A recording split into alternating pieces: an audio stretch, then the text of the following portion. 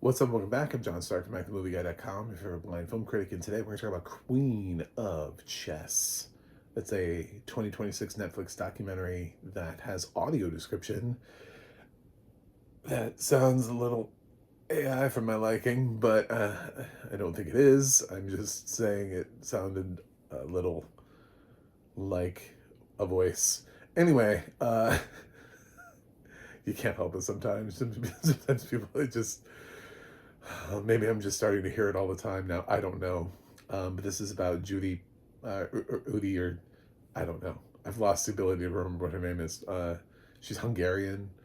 Um, she's the youngest, at least at the time, in 1991, she became the youngest person to ever become Grandmaster in chess. So she beat Bobby Fischer's time and broke down gender norms. I know, I know. I heard that guy in the background. He just was like, woke. Somebody remove him, please, from the facility. If it happened in 1991, it's like, how long has woke really been happening for you, sir? Like, if it's been happening your whole life, is it possible that maybe woke doesn't exist? So, yeah, so she challenged gender norms and rose quickly through the ranks of chess. She had two other sisters who played, but not quite as well as her. But they're part of the story anyway.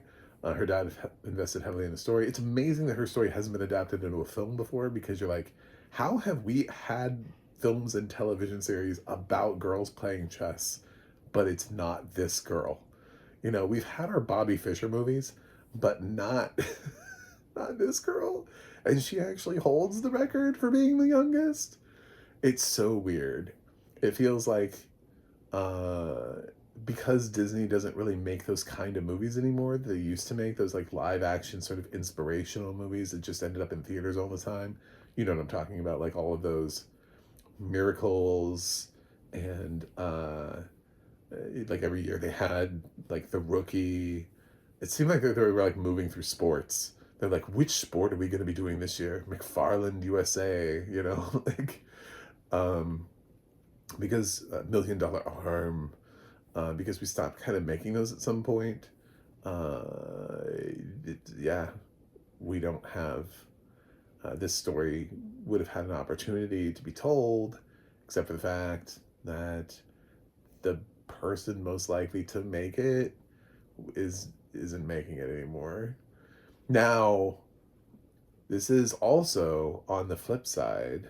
If she wants to start talking about how much she loves Jesus, I'm sure that Angel Studios would turn this into a movie and be like, through her faith, she found chess, and God brought her to the front of chess.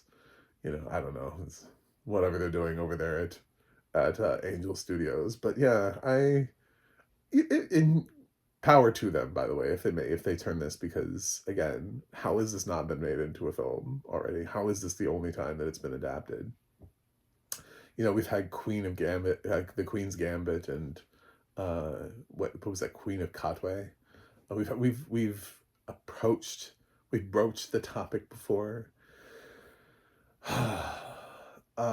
This was interesting. It's not my favorite documentary of ever, but it's perfectly fine. It's interesting in that it would work. I think the reason I'm fighting so hard for this is because I actually think it would work better as a dramatization than it does as a documentary, because the documentary is trying to explain this thing. It's really trying so hard to make chess seem more interesting than it is. It'd be like if we found out that there was somebody who had made curling history, and they're trying to explain curling to you for like an hour and a half. You're like, my God. I mean, her story is inspirational, but my God, do I need to know this much about it? Investing you in the world, and also investing you in the idea that there were these big moments in the chess world. I'm like, are there people who are this involved in the chess? I guess there are. I guess there are people. I mean, if there are people who like me are this involved in film, but film is a metric that you can see really easily, because you can look at the box office and go, yep, people are watching movies. You can look at subscriber counts for streaming services and be like, yep, But I don't actually know how many people follow chess and who are like, oh yeah, I know the player from, like, if I found some dude on the street and I was like, do you know who currently is the reigning champion from Poland? Would they know? Like, would that be a thing that they would know? Or who the current grandmaster even is? Do they know that? See, I don't know. Like, who's the reigning champions? I don't know. Um, and it's not that I'm bored to tears by chess. I play chess. I don't ever play at a competitive level, but I can sit there at a table with somebody and have like a, some odds of chance of winning and or losing. I'm not really that concerned about it. But for people who take it really seriously and get in there and they know all the moves and they're like, they, strategize and they do the little hitting of the clock back and forth, they really get into it. Cool. And I think for those people, they'd love to watch a movie like this. And because there are people out there who even are sort of doing it as a hobby and aren't trying to actually break into the world of chess, it's good for them to have a documentary like this that would interest them. But why isn't there a film about her? Like, is Netflix going to make a film about her? Is this like leading to something? Is there like a limited series coming down the pike where we're going to get to see more? Queen's Gambit 2, the person who existed. I don't know. But I would love to see her story adapted. First of all, it'd be a great tour de force performance for a young girl to actually have to play this. And you get the right young actress in this role, and it soars. It just ends up soaring. And we've had a couple who have done very well for themselves recently. So, yeah, it's perfectly fine. If it sounds like something you might be interested in, watch it. If it doesn't, then don't. It's fine. I mean, I'm fresh on this because I don't know what it would take for me to be rotten on this. Like, when you walk into a film and you're like, okay, well, this is the premise, this is what it's promising to offer me, and it offers me that. It doesn't need to. Not every film needs to feel like it changed my life. So, I think this is a perfectly fine documentary.